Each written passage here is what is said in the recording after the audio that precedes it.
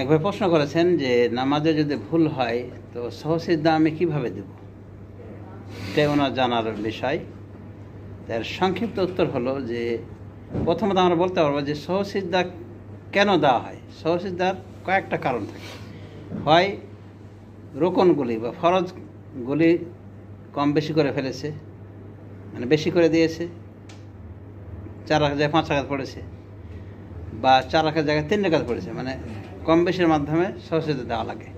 কোনোভাবে সন্দেহ যায় 3 পড়লাম না 4 পড়লাম, জোহরের নামাজ বা আসর না 3 পড়লাম 4 পড়লাম, সন্দেহ আছে, তো সন্দেহ যেখানে নাই সেটা মিটিয়ে সহসিদ্ধা দেওয়া লাগে। তো এই সব কারণে সহসিদ্ধা দেওয়া লাগে। সহসিদ্ধা কখন দেবে? প্রথমত সহসিদ্ধাটা সালামের আগে দিতে পারে, মানে শেষ বৈঠকে বসার পরে যখন বাকি থাকবে শুধু সালাম, তার আগে 2টা সহসিদ্ধা দিবে, এরপরে ডানে বামে স্বাভাবিক সালাম যেটা ফিরে সেটা ফিরে দিবে। তবে মনে রাখতে হবে সহসিদ্ধার কারণে কিন্তু আপনার নামাজের যেটা ঘাটতি, এই সব ঘাটতি পূর্ণ হবে না। যদি আপনি কোনো রুকুন ছেড়ে দেন, যেমন মনে করেন যে আপনি সূরা ফাতিহা পড়েননি, ইমাম অথবা একাই আছেন, একাই পড়ছেন, সূরা ফাতিহা পড়েননি বা ভুলে গিয়েছেন, তো সূরা ফাতিহা ভুলে গেলে সূরা ফাতিহা পড়া শুরু করবেন। আবার যদি রুকুতে চলে যান, সেজদাতে যদি চলে যান, তবুও যদি মনে থাকে যে সূরা ফাতিহা পড়িনি আমি, আবার ফিরে আসবেন, সূরা ফাতিহা পড়ে নেবেন, তাহলে আপনার এই রাকাত বলে গণ্য হবে। আর যদি এই সূরা ফাতিহা বাদ দিয়েছেন তো বাদেই দিয়ে দিয়েছেন, এভাবে 4 রাকাত নামাজ পড়লেন জোহর বা আসর, তখন আপনার এই নামাজটা মূলত 4 রাকাত হয়নি, 3 রাকাত হয়েছে। 3 রাকাত হয়েছে মানে ওই 1 রাকাতে যে রুকুনটা বাদ দিয়েছেন, রুকুন মানে কি বড় বড় যেগুলো ফরজ, যেগুলো ছাড়া নামাজ হয় না, কল্পনা করা যায় নামাজকে। তো যেহেতু সময় মতো আপনি পড়েননি ওটা, এজন্য ওই রাকাতটাই বাতিল হয়ে যাবে। তখন আপনাকে 3-এর জায়গায় 4 পড়তে হবে। এরপরে সহসিদ্ধা সালামের আগে বা সালামের পরে। তো সাধারণত যদি কোনো কিছু বেশি করে থাকেন, 4-এর জায়গায় 5 পড়ে থাকেন, তাহলে এমত অবস্থায় সালাম দেওয়ার পরে, শেষ বৈঠকে বসে সালাম দেওয়ার পরে আপনি আবার 2টা সেজদা দেবেন, এরপর ডান বামে সালাম ফিরবেন। এটা সহিহ বুখারী হাদিস। আর সালামের আগেও আপনি সহসিদ্ধা দিতে পারেন, সেটা বিশেষ করে যদি সালাতের কমতি হয়ে থাকে, মানে 4-এর জায়গায় 3 রাকাত পড়েছেন, তখন 4কে 4 পূর্ণ করে সালাম ফেরার আগে আপনি কী করবেন, 2টি সহসিদ্ধা দিয়ে ডান বামে সালাম ফিরবেন। আশা করি বুঝতে পারছেন। তারপরও যদি এত কিছু মনে না থাকে তো আপনি একটাই করতে পারেন, যে আপনি সালামের আগেই 2টা সহসিদ্ধা দিবেন, এরপর ডান বামে সালাম ফিরবেন। তবে ফরজ কিন্তু মাফ হয় না সহসিদ্ধার মাধ্যমে। আগেই বলেছি, যদি সূরা ফাতিহা ছেড়ে দেন বা রুকু করা বাদ দিয়েছেন, সেজদায় চলে গেছেন, বা সেজদায় একটা করেছেন, 2টা সেজদা রুকুন না, করতেই হবে। এরকম যদি হয় তাহলে জায়গা মতো এটা সংশোধন করে নেবেন, মানে পরবর্তী রাকাতে ওই জায়গায় আসার আগ পর্যন্ত আপনার ওটা সংশোধন করার টাইম আছে। যেমন মানে একটা সেজদা দিয়েছেন, একটা সেজদা দিয়ে আপনি উঠে গিয়েছেন 2য় রাকাতের জন্য, তখন আপনার মনে হয়েছে বা মুক্তাদিরে স্মরণ করে দিয়েছে সুবহানাল্লাহ বলে, তখন আপনি বুঝতে পেরেছেন সেজদা একটা কম হয়েছে। তো আপনি সূরা ফাতিহাও যদি শুরু করে দেন বা কেরাত শুরু করে দেন, তবুও আপনি ফিরে আসবেন, এসে ওই ছেড়ে যাওয়া সেজদাটা, ছুটে যাওয়া সেজদাটা ওটা আপনি দিতে হবে। যদি না দেন তাহলে পরবর্তী রাকাতে ওই সেজদার জায়গায় যখন আসবেন অটোমেটিক ওটা ক্যান্সেল হয়ে গেছে। মানে বিমানের সিট অনেক সময় হয় না, অটোমেটিক রিপ্লেস হয়ে যায়। ঠিক আপনার কি হবে, ওই প্রথম রাকাতটা বাতিল হয়ে 2য় রাকাতটা হবে এখন প্রথম রাকাত। আর যদি ছেড়ে দেন, জায়গা মতো যদি না ধরতে পারেন, মনে করেন 1 রাকাত এইভাবে ভুলভাল করে পড়েছেন, মানে হয়তো রুকু বাদ গেছে বা সেজদা বাদ গেছে একটা, এভাবে 4 রাকাত পড়েছেন, তাহলে এটা কিন্তু 4 রাকাত হলো না, এটা মূলত 3 রাকাত, কারণ এটা ক্যান্সেল হয়ে গেছে। তো ওই ছেড়ে আসা রুকুনটা পরিপূর্ণ করবেন, বা ওই রাকাতটা, রুকুন বাদ আছে রাকাতটাই বাদ চলে যায়, ওই রাকাতটা আপনি পরিপূর্ণ করে তারপরে যথানিয়মে তাহিয়াত, দরুদ, দোয়া, মাসুদ ইত্যাদি পড়ার পরে আপনি কী করবেন, ওই সহসিদ্ধা দিয়ে ডান বামে সালাম ফিরবেন। তো সালাত কম হোক বেশি হোক, সহসিদ্ধার এটাই নিয়ম যে আপনি সালাম ফেরার আগে সহসিদ্ধা দিবেন, এরপর ডান বামে সালাম। অথবা এটাও করতে পারেন যে সালাম ফিরে দিলেন, এরপরে যদি আপনার সহসিদ্ধার কথা মানে স্মরণ করে দেওয়া হয় ভুলের কথা, আর ভুলগুলো যদি ছোটোখাটো হয়, রুকুনের পর্যায়ে না হয়, যেমন প্রথম বৈঠকে বসতে ভুলে গেছে, এটার জন্য কিন্তু আর ওটা করা লাগবে না, ওটা রাখা তো বাতিল হবে না।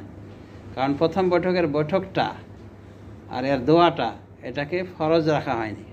ওলামায়ে কেরাম এটাকে ফরজ মনে করেন না, কারণ রাসূল সাল্লাল্লাহু আলাইহি ওয়াসাল্লাম উঠে গেছেন, কিন্তু ওটার জন্য আর বসেননি।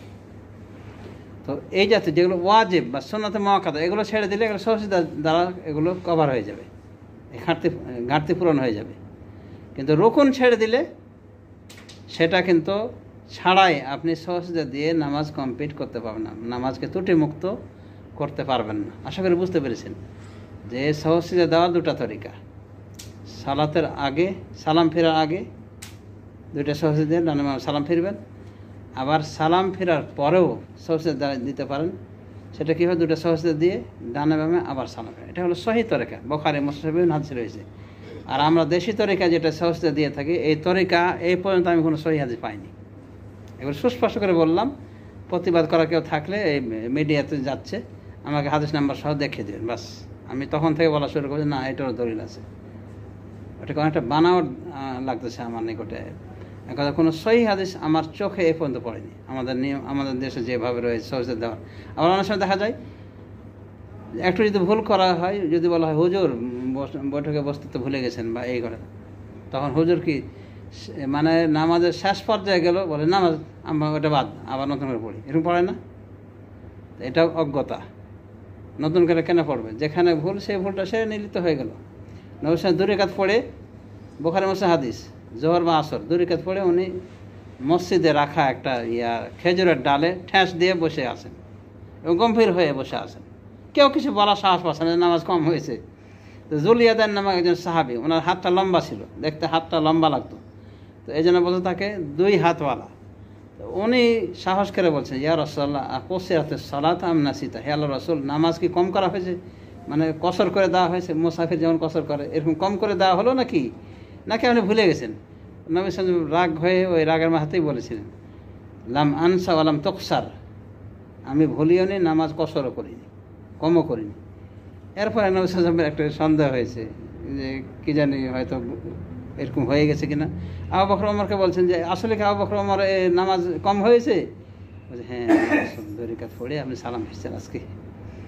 সাহাবায়ে কেরামকে নিয়ে নবী সাল্লাল্লাহু আলাইহি ওয়াসাল্লাম তখন বাকি 2 রাকাত নামাজ পড়েছে এবং সহজে দিয়েছে। তো বুখারী মুসলিমের হাদিস, সুস্পষ্ট হাদিস থাকার পরও আমাদের দেখবেন যে না নামাজ হয়নি, আবার নতুন করে পড়ো,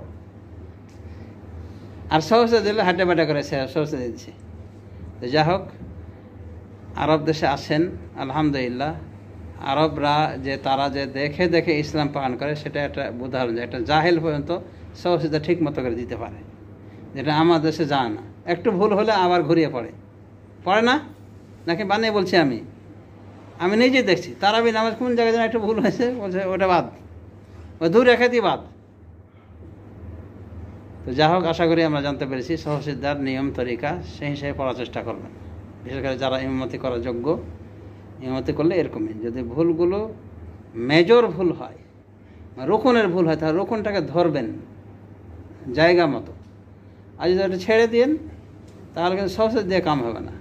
ওর পরিবর্তে একটা রাকাত নতুন করে পড়তে হবে। মানে 4 যদি ধরে থাকেন এইভাবে, তাহলে ওই রোকন ছেড়ে দিয়েছেন যেটাতে, রোকন মানে বড় বড় ফরজ যেগুলি, যেমন সূরা ফাতিহা পড়া ইমাম বা মুক্তাদি ইয়ার জন্যে, মুনফারিদ একক ব্যক্তির জন্য।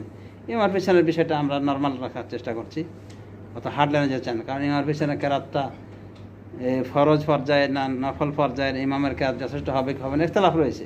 কিন্তু এখানে অবশ্যই শক্ত অবস্থান রয়েছে ওলামায়ে কেরাম যে আপনি একাই নামাজ সূরা ফাতিহা পড়বেন, অবশ্যই পড়বেন, না তো নামাজ হবে না। লা সালাতা লিমান লাম ইয়াকরা বিফাতিহাল কিতাব, নবী সাল্লাল্লাহু আলাইহি ওয়াসাল্লাম বলছেন যে ব্যক্তি সূরা ফাতিহা পড়েন তার নামাজ হয় না।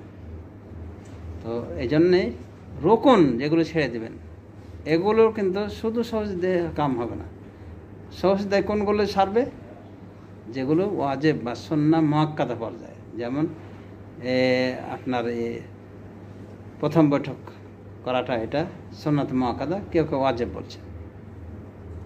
অনুভাবে রুকুর সেজদাগুলি, রুকুর তাসবিহগুলি, জিকিরগুলিকে কেউ কেউ সুন্নাত মুআক্কাদা বলছেন, কেউ কেউ ওয়াজিব বলছেন। এগুলোর ক্ষেত্রে সহসিদ্ধা দিলেই যথেষ্ট, এগুলো আর করা লাগবে না, মানে দোহরানো লাগবে না। রুকুন এগুলো সারার পরে আপনি তখন সহজে দেবেন। আর সহজদার নিয়ম তো বুঝতে পেরেছেন, হয় সালাম কাবলা সালাম অথবা বাদাস সালাম। কাবলা সালাম মানে সব কিছু কমপ্লিট, সালাম বাকি, দুইটা সহজদা ধন্যবাদ সালাম। বাদাস সালাম মানে সালামের পরে। এটার সিচুয়েশন অনেক সময় এসে দাঁড়িয়ে যায়, বলছে হুজুর আপনি এই অমুক জিনিস কম করে দিয়েছেন, প্রথম বৈঠকে বসেননি, তখন কি নামাজের ভিতরে সালাম দেওয়া যাবে? নামাজের বাইরে অলরেডি হয়ে গেছেন। কোনোভাবে বেশি করলে মানে 4,500 পড়লে বাদাস সালাম সহজদা, তখন আপনি সাথে সাথে সহজদা দুটো দিয়ে ডানে বামে সালাম ফেরবেন। এখানে দেখবেন যে ওই সহজদা দেওয়ার পরে আবার তাহিয়াত পড়ে না, সহিহ বুখারী হাদিসে এটা আসেনি। তা আশা করি সাজদায় সহ বিষয়ে বিস্তারিত জানতে পেরেছেন। ওয়াবিল্লাহি তৌফিক ওয়া সাল্লাল্লাহু আলা নবিয়িনা মুহাম্মদ ওয়া আলা আলিহি ওয়া সাহবিহি আজমাইন।